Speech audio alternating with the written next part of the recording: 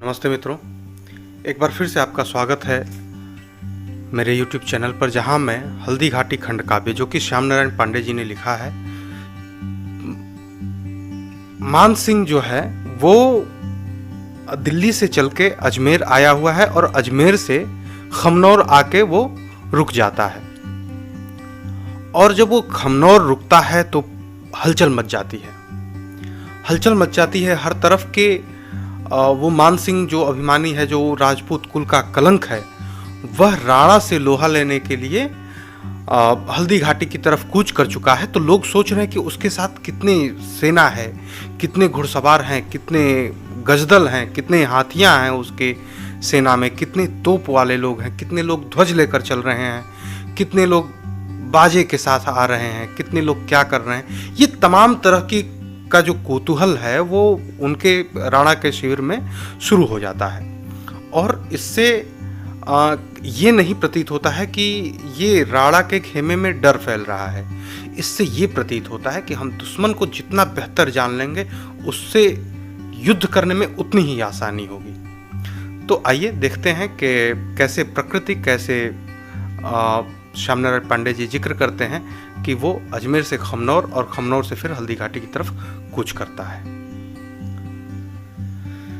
धीरे से दिनकर द्वार खोल, प्राची से निकला लाल लाल, ग्वार के भीतर छिपी निशा, बिछ गया अचल पर किरण जाल।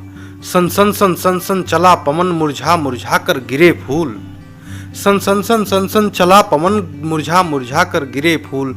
बढ़ चला तपन, चढ़ चला ताप, धू धू करती चल पड़ी धूल। बेहद गर्मी थी। नीचे पथरीली चट्टानें हैं, ऊपर कुछ वृक्ष हैं, बगल में झरना भी बह रहा है, मगर उस चिलचिलाती धूप में कैसे लोग रह रहे हैं। सन सन सन सन सन चला पवन, मुरझा मुरझा कर गिरे फूल। बढ़ चला तपन, चढ़ चला ताप, धू धू करती चल पड़ी धूल। तन झुलस रही थी लू लपटे, तरतर पद में लिपटी छाया। तरतर चल रहा पसीना था, छन छन जलती जग की काया। पड़ गया कहीं दोपहरी में, वह त्रिषित पथिक हुन गया वहीं। गिर गया कहीं कनभूतल पर, वह भुभुर में भुन गया वहीं। विधु के वियोग से विकल मुख, नभ जला रहा था अपना उर। जलती थी धरती तवा सदृश, पथ की रज भी थी बनी भौर। भौर उत्तर प्रदेश या भोजपुरी बाहुल्य जो क्षेत्र है, एक तरह से कहा जाए तो उसमें भौर कहते हैं वो आग जो काफ़ी ज्वलंत है जल के, और धीरे धीरे अब वो आग ढलने की तरफ अग्रसर होगी। वो पूरी तरह से लाल जो आग होती है, जिसमें बाटी, जिसको हम गाजीपुर और मऊ की तरफ भौरी भी कहते हैं, वो भौर से जो निकल के आता है उसको भौरी भी कहते हैं। और उसको बाकी देश विदेश में तक लोग जानते हैं, बाटी कहते हैं या फिर लिट्टी कहते हैं। तो विधु के वियोग से विकल मूक, नभ जला रहा था अपना उर। जलती थी धरती तवा सदृश, पथ की रज भी थी बनी भौर। उस दोपहरी में चुपके से खोते खोते में चंच खोल, आतप के भय से बैठे थे खगमौन तपस्वी सम अबोल। हर ओर नाचती दोपहरिया, मृग इधर उधर थे डौंक रहे।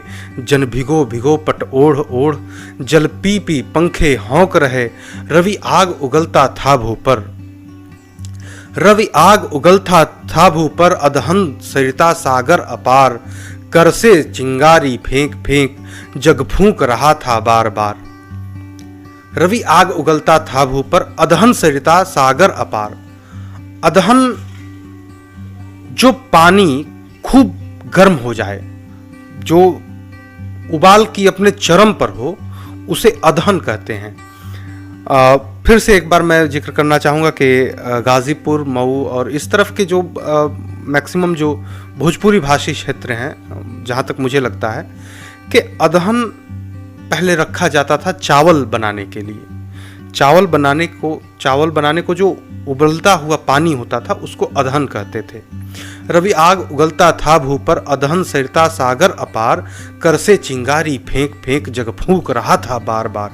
गिर के रोड़े अंगार बने भुनते थे शेर कछारों में, इससे भी ज्वाला अधिक रही उन वीर व्रती तलवारों में। इतनी तपती धूप, इतनी गर्मी में वो कैसे मानव जो हैं वो कैसे वहां पे रह रहे होंगे, जहां पर के धरती जो है वो भौर बन गई है, जो आग का गोला बन चुकी है, जिसमें तपकर ऐसा लगता है कि जैसे रोटियां सिक जाएं या फिर पांव जल जाएं। प्रकृति पूरी ज्वलंत थी, जल रही थी।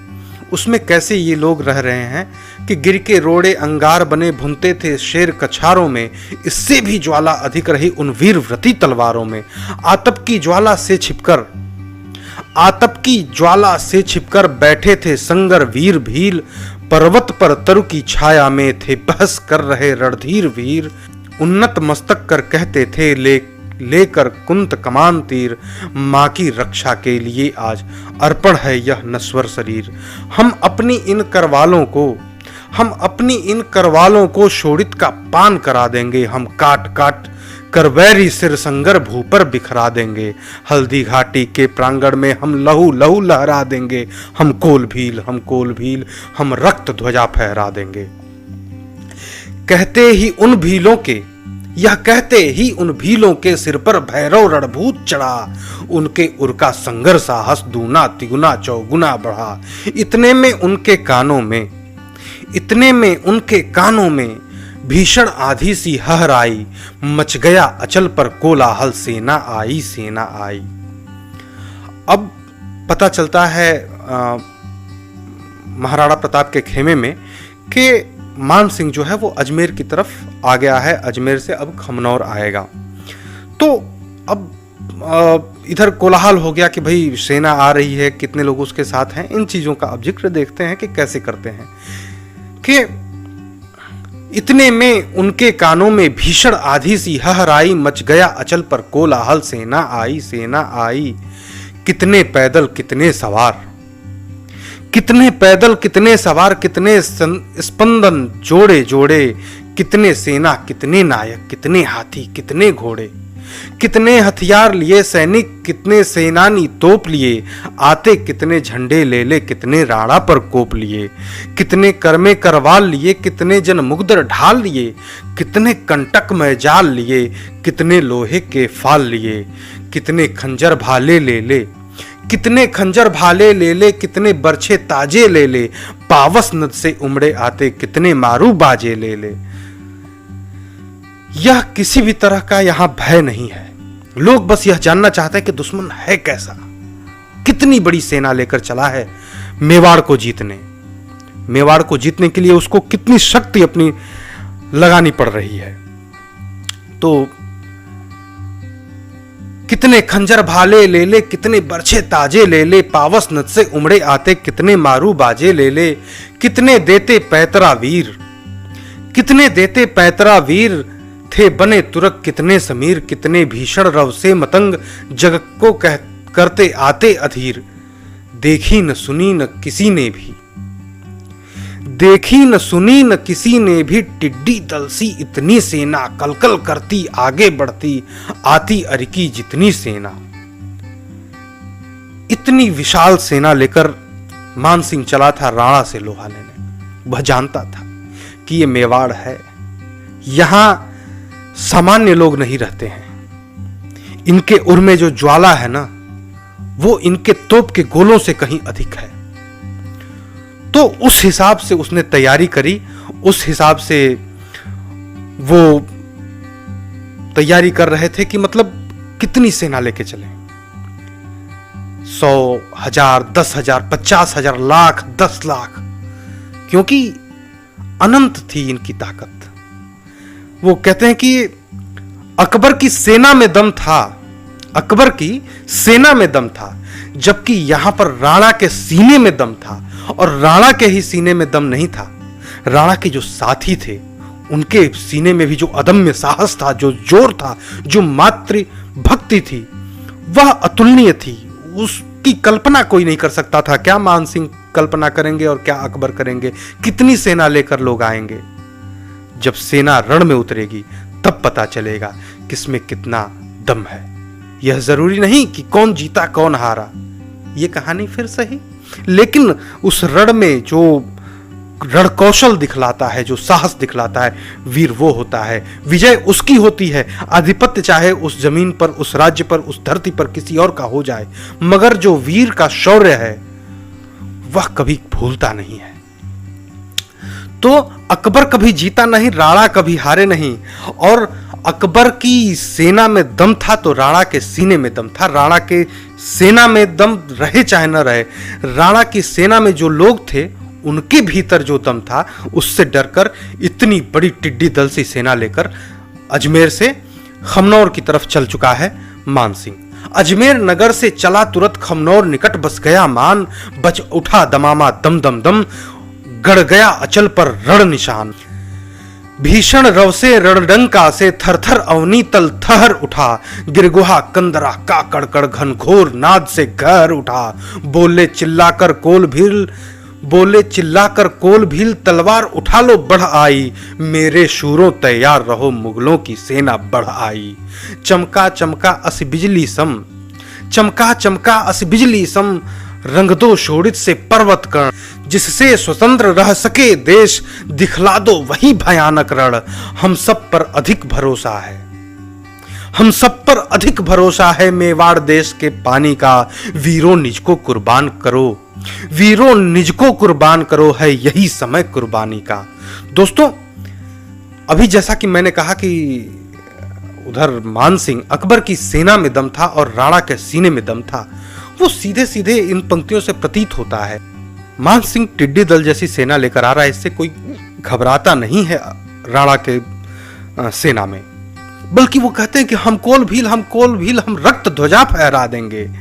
यह कहते ही उन वीरों पर जो है वो भैरव भूत सवार हो जाता है, क्योंकि आल्हा उधल का जब जिक्र आता है तो उसमें आल्हा कहते हैं कि 13 बरस लो कूकर जीवे, 13 बरस लो कूकर जीवे, 13 लो जिए सियार, वर्ष 18 क्षत्रिय जिए, ज्यादा जिए तो धिक्कार।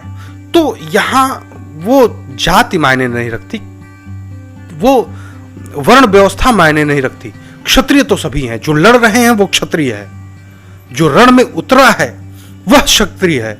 तो क्षत्रिय को पता है, लड़ने वाले को पता है कि हमारी उम्र 18 वर्ष है, जो हमारे खून में उबाल है, जो हमारी मातृभूमि के लिए प्यार है, वो कहीं ना कहीं ऐसी स्थिति पैदा कर देगी कि हम 18 वर्ष से अधिक जी नहीं पाएंगे। तो उनको पता है, इसलिए वह कह रहे हैं कि हम कोल भील रक्त ध्वजा फहरा देंगे। अब अजमेर नगर से चला तुरंत, मानसिंह अजमेर नगर से चल चुका है। अजमेर नगर से चला तुरंत खमनौर निकट बस गया मान, बज उठा दमामा दम दम दम, गड़ गया अचल पर रण निशान। भीषण रव से रणडंका से थरथर अवनी तल थहर उठा, गिरगुहा कंदरा का कड़कड़ घर घोर नाद से गहर उठा। बोले चिल्लाकर कोल भील तलवार उठा लो बढ़ आई, मेरे शूरों तैयार रहो मुगलों की सेना चढ़ाई। चमका चमका अस बिजली सम, चमका चमका अस बिजली सम, रंग दो शोणित से पर्वत कर्ण, जिससे स्वतंत्र यह देश रहे, जिससे स्वतंत्र यह रहे देश, दिखला दो वही भयानक रण। हम सब पर अधिक भरोसा है मेवाड़ देश के पानी का। वीरों निज को कुर्बान करो, है यही समय कुर्बानी का।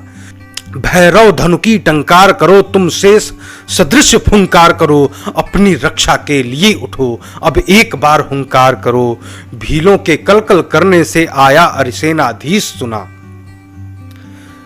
जब कोलाहल मच जाता है राणा के खेमे में, तो उनको प्रतीत होता है कि दुश्मन दल का सेनापति आया है। भीलों के कलकल करने से आया अरिसेनाधीश सुना, बढ़ गया अचानक पहले से राणा का साहस 20 गुना। बढ़ गया अचानक पहले से राणा का साहस 20 गुना।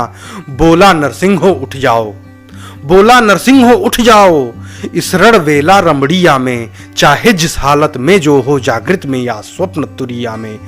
जिस दिन के लिए जिस दिन के लिए जन्म भर से देते आए रण शिक्षा हम, वह समय आ गया करते थे जिसकी दिन रात प्रतीक्षा हम। अब सावधान वीरों हो जाओ सावधान, बदला लेने आ गया मान, कर दो उससे रण घमासान। सुनकर सैनिक तनतना उठे।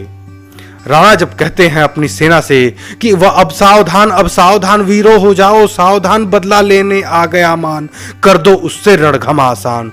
सुनकर सैनिक तनतना उठे, हाथी है दल पनपना उठे, हथियारों से भिड़ जाने को हथियार सभी जनजना उठे। सुनकर सैनिक तनतना उठे, हाथी है दल पनपना उठे, हथियारों से भिड़ जाने को हथियार सभी जनजना उठे। गनगना उठे सांतक लोग, तलवार म्यान से कढ़ते ही, शूरों के रोए फड़क उठे, रणमंत्र वीर के पढ़ते ही। अब से सैनिक राणा का राजा नहीं, महाराजा नहीं, मेवाड़ देश का राजा नहीं, सैनिक। अब से सैनिक राणा का दरबार लगा रहता था, दरबान महीधर बनकर दिन रात जगा रहता था। इसके साथ ही धन्यवाद मित्रों, मैं पुनः आपके समक्ष प्रस्तुत होऊंगा अगला जो द्वादश सर्ग है वह लेकर। उसमें उस द्वादश सर्ग में इस बात का जिक्र आता है कि रण से पूर्व ही मानसिंह को कैसे हम बंदी बना लेते हैं। रण से पूर्व ही मानसिंह को बंदी बना लिया जाता है, यह कैसे, यह हम देखेंगे अगले सर्ग में। तब तक के लिए धन्यवाद।